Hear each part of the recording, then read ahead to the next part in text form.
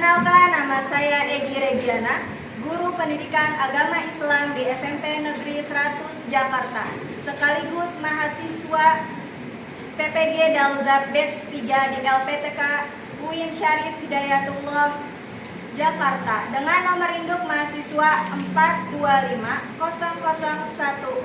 4250014247247 pada hari Rabu 8 Oktober 2025. Saya akan melakukan praktik pembelajaran untuk uji kinerja di SMP Negeri 100 Jakarta pada kelas 7 dengan tema makna sholat dan zikir.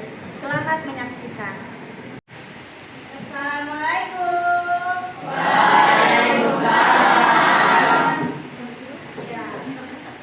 Alhamdulillah kita ketemu lagi dalam pembelajaran pendidikan agama Islam.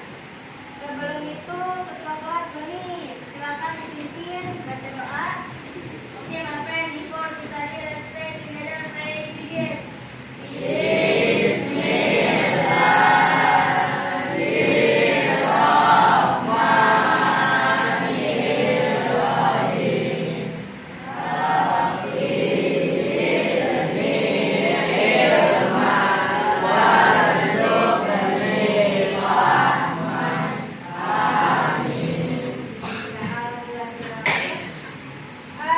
Sebelum ibu memasuki pembelajaran, cek dulu bawahnya kolom meja apakah masih ada sampah. Kalau masih ada sampah, silakan dibuang ke tempat sampah. Ya, boleh.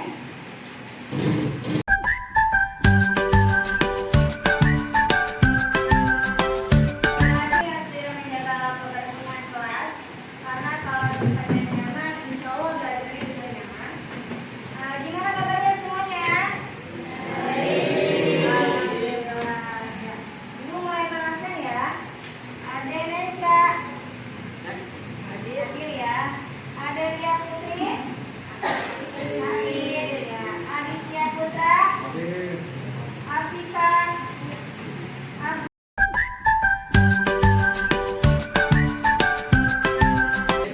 Ya, alhamdulillah ya. Ada teman kita yang sakit, mudah-mudahan cepat sembuh, diangkat penyakitnya. Amin ya Rabbal alamin. Nah, tadi habis jam istirahat pertama ya? Biar nggak suntuk dan tambah semangat mau belajar, kita ice breaking dulu. Tepuk anak soleh ya. Tepuk anak soleh. Anak soleh, rajin sholat, rajin ngaji, orang tua dihormati, kita Islam sampai mati. La ilaha illallah Muhammadur Rasulullah. Yes. Iya. Udah siap buat belajar? Siap. Nah, materi kita hari ini adalah tentang hakikat sholat dan zikir, yaitu sudah memasuki bab 3. Tujuannya apa sih mempelajari hari ini pembelajarannya? Pertama yaitu dapat menghubungkan hakikat sholat dan zikir dalam mencegah perbuatan keji dan mungkar. Kedua, dapat memberikan contoh perilaku ketakwaan sebagai pemaknaan sholat dan zikir. Ketiga, dapat membuat quotes tentang sholat dan zikir dalam mencegah perbuatan keji dan mungkar. Sebelum ibu lanjut, apakah sudah ada yang tahu sholat itu apa sih menurut kalian? Yang agama, lalu apa lagi? Kewajiban bagi seorang muslim ya. Lalu jawabannya yang benar yang mana? Semuanya benar. Tepuk tangan yang tertuju.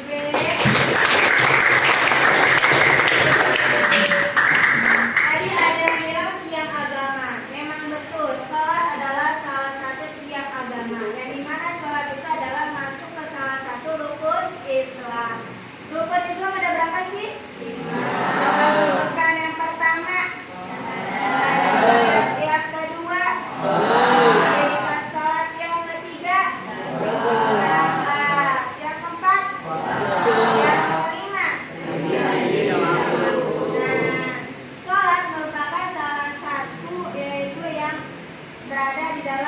rukun Islam yang kedua.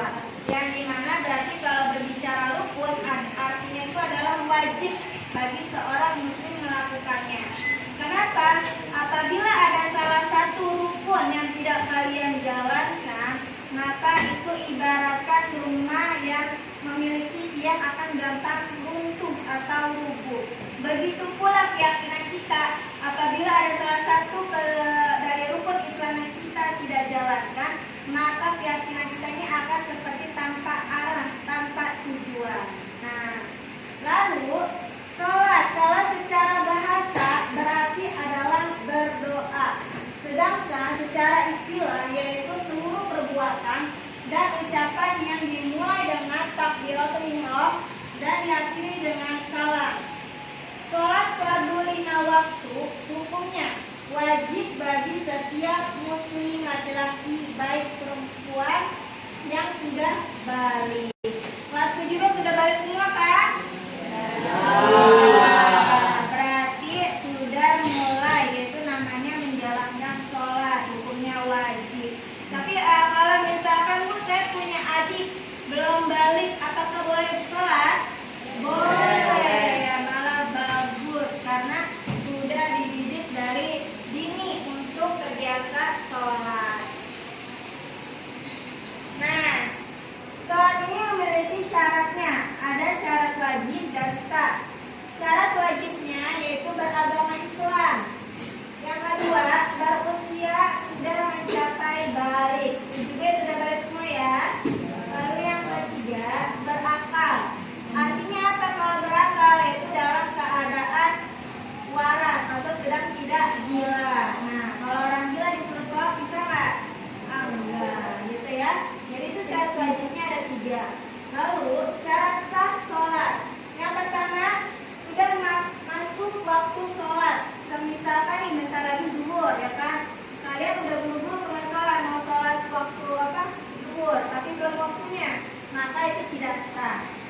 Kedua, suci badan, pakaian dan tempat sholatnya. Ya, yang wanita yang sedang haid tunggu bersih dulu, ya. Pakaiannya juga dilihat harus rapi, bersih. Begitu juga dengan tempat sholatnya harus bersih. Yang ketiga, menutupi aurat. Yang keempat, menghadap kiblat. Sebelum sholat pastikan dulu arah kiblatnya. Kalau SMP Negeri 100 arah kiblatnya kemana sih? Sama ya, kita tahu. Nah, ini rukun sholat. Ya, rukun sholat. Kalau misalkan ibu suruh hafalin begini, kira-kira cepet hafal nggak? Enggak ya.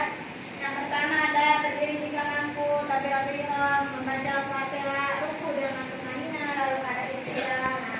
Lalu bagaimana sih biar kita cepat hafal?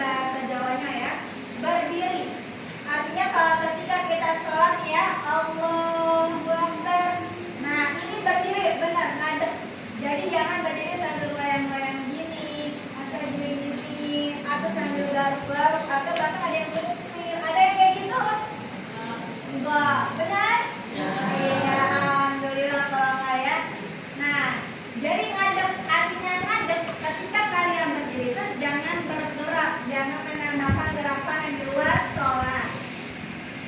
Lalu baca Al-Fatihah. Pernah nggak kalian sholat tarawih kemarin? Ya, sholat tarawih di masjid, tapi doa iftitahnya itu nggak dibaca. Pernah dengar? Atau ketika sholat itu? Pernah? Iya. Apalagi yang berbahasa ini ya. Nah, itu kenapa aku kayak gitu? Kalau gitu sah nggak? Sah. Kenapa? Karena doa iftitah itu sunnah. Yang wajib itu adalah surat Al-Fatihah. Dan ditambah di sini ada doa pendek ya. Lalu ruku, kalau ruku itu kayak gimana? Ruku, coba ya, ruku kayak gimana ruku? Nah iya, begitu, ini ya. Dibacanya gimana ruku? Subhana rabbiyal azim wa bihamdihi. Ya, sebanyak 3 kali. Lalu tumanina. Tumanina itu artinya apa? Adalah tidak terburu-buru, diberikan jeda ketika kita bangun ya dari ruku ke intidal sami Allah liman hamidah, itu tidak terburu-buru. Kadang-kala kalau perut kita lapar, udah jam sekian ya, kita sholat itu kadang-kala suka nggak sadar buru-buru, oper. Nah, apalagi udah ada tukang bakso atau misalkan putra ya kan lagi sholat di oper, lalu dipanggil sama angga ya kan, putra maju, gitu. Nah, itu salah ya. Jadi begitu, sholatnya jangan terburu. Ada nggak sholat yang terburu di sini? Nah, dikasih jeda ya, dengan tenang. Anggaplah kalau kalian sholat ini seperti batu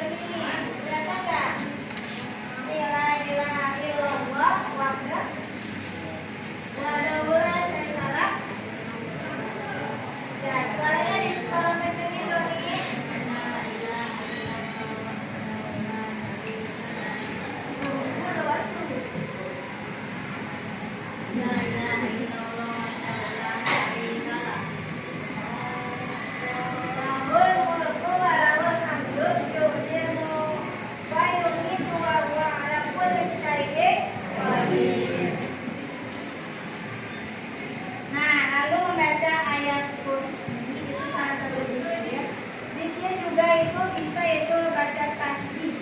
Tasbih itu subhan. Kalau takbir bacanya gimana? Alhamdulillah. Takbir. Takbir. Nah itu. La ilaha illallah wa la syarika lahu lahul mulku wa lahul hamdu yuhyi wa yumiitu wa huwa ala kulli syai'in qadir. Manfaatnya apa sih Bu ketika kita menunaikan sholat? Mendekatkan diri kepada Allah sebagai bukti rasa syukur kepada Allah, dapat memancing rezeki menjadi obat kesedihan, melatih kedisiplinan, mendidik manusia menjadi bersih, memperkokoh rasa persaudaraan antar muslim.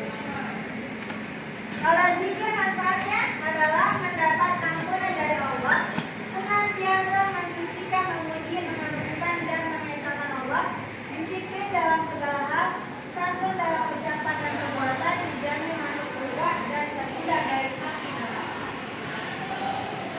Nah, sampai sini ada yang mau ditanyakan? Tidak ada. Kalau tidak ada, di sini kita lanjut kuis, ya. Kayak ini udah bagi kelompok ya. Ya kelompoknya mau begini aja sesuai tempat duduk. Ya, oke.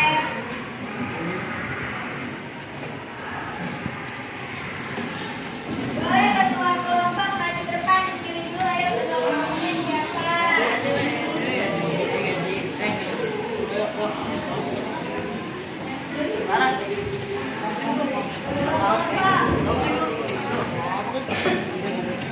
Ya, boleh ini, maju. Neta, boleh. Roni maju. Arya Ari maju. Sipa maju, Sipa. Ya. Ayo, ya boleh maju.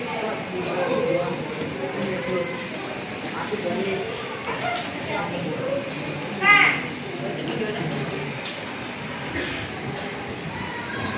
selanjutnya adalah kuis. Lalu nanti saya akan mengajarkan LKPD. Tetapi sebelum mengajarkan LKPD, selanjutnya kita nonton video, ya. Nah, anggap ini adalah kelompok 1, kelompok 2, 3, 4, 5, dan 6 ya. Kelompok 1 berapa? P1 kelompok 1. Kelompok 2, kelompok 3. Sudah, saya kasih dulu ya. Kelompok 4, kelompok 5, kelompok 6. Nah, ini LKPD-nya nanti dikerjakan sehabis nonton video ya.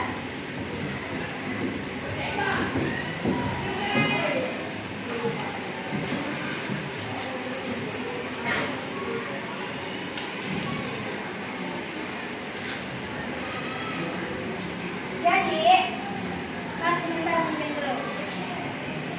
Bisa, nih nanti saya ada pertanyaan di depan ya.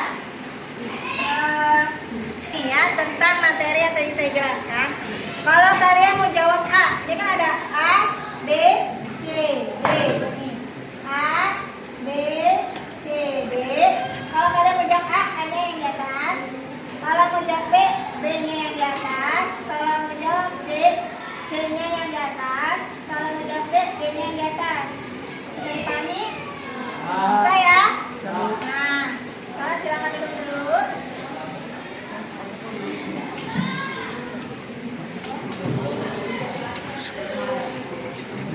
Mulai ya, kita mulai.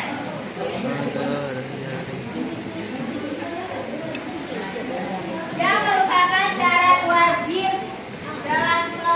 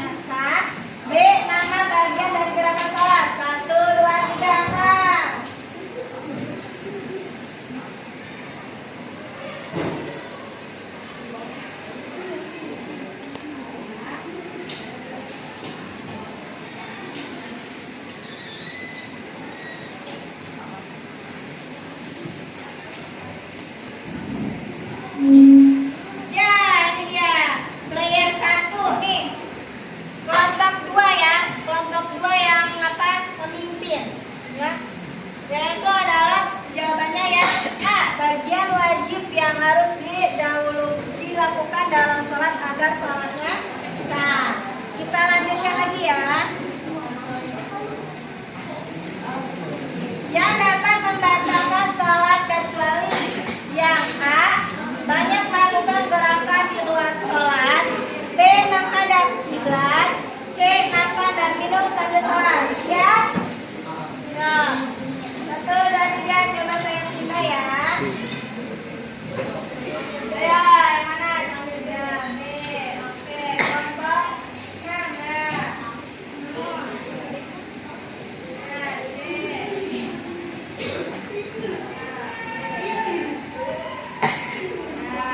Kita lihat jawabannya benar apa? Ya, menghadap kiblat. Masih kelompok 2, tepuk tangan dong buat kelompok 2.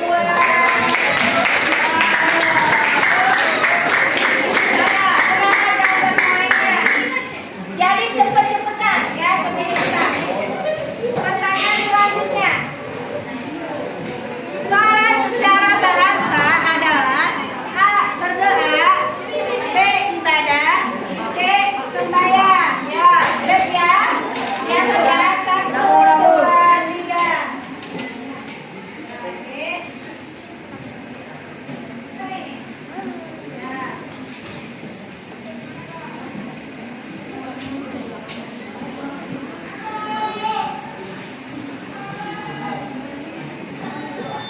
Jawabannya adalah A semua. Awalnya yang 4, ada 2 yang salah. Dan kelompok 2 masih memimpin. Terakhir, pertanyaan yang terakhir nih ya. Kata subhanallah disebut dengan apa ya tadi?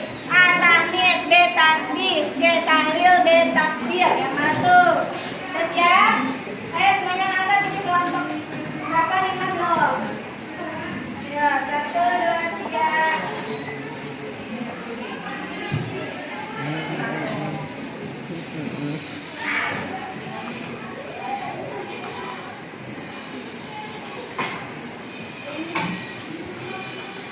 Iya, jawabannya betul semua ya. Semuanya menjawab tasbih. Tapi tetap kelompok 2 yang memimpin. Tepuk tangan dong kelompok 2. Nah, itu sekilas ya. Sekarang kita lanjutkan yaitu dengan menonton video.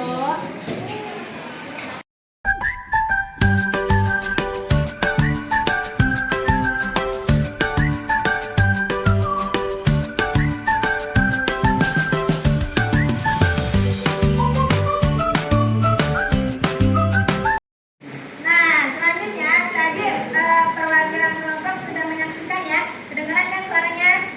Nah, selanjutnya kalian kerjakan ini LKPD. Di sini nanti ditanya bagaimana pendapat kalian perubahan atas sikap tadi siapa? Nusarara. Lalu yang pertama siapa? Pokoknya itu yang pertama ada anak kecil ya sama teman-temannya lagi sholat. Nah, lalu yang kedua adalah bagaimana sholat dan zikir ini dapat mencegah kita dari perbuatan yang keji dan mungkar. Dan yang ketiga itu adalah apa sih hubungannya sholat dan zikir dalam kehidupan sehari-hari sesuai dengan dimensi profil pelajar Pancasila. Dan yang terakhir itu adalah quotes. Kalian bikin quotesnya ya. Kata-kata tentang sholat. Misalkan contohnya quotesnya dari saya. Sholatlah engkau sebelum engkau disolatkan. Nah itu boleh gitu ya. Silakan kerjakan kembali ke kelompoknya masing-masing.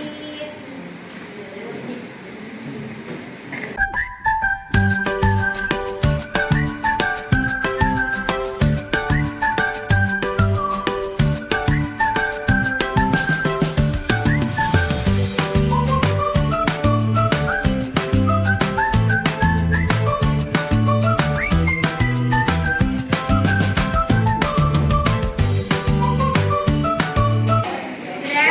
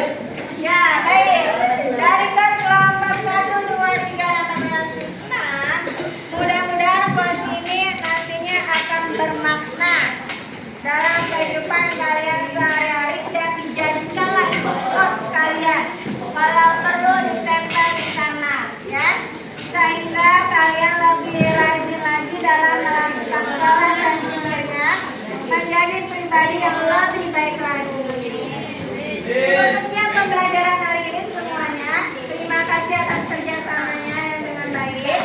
Saya akhiri.